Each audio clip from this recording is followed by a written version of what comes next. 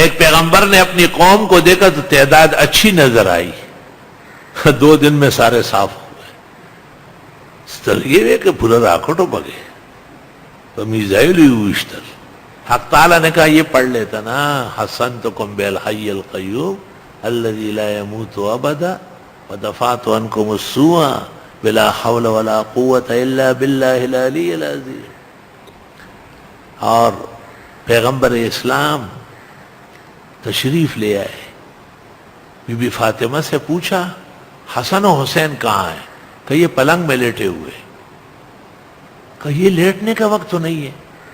کہ کھیلتے کھیلتے اچانک دونوں آئے اور گر گئے. اب میں اٹھا رہی ہوں، اٹھ ہی نہیں رہے. آپ غمگین پلنگ کے پاس آزردہ افسردہ کھڑے ہوئے.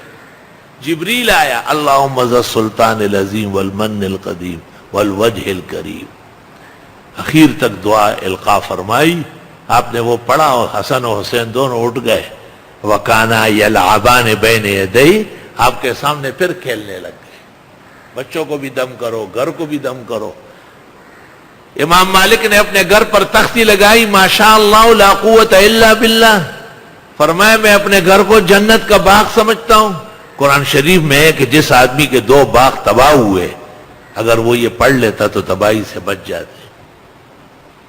یہ سارے علوم ہیں، ان کو عمل میں لاؤ گے تو فائدہ ہوگا. اللہ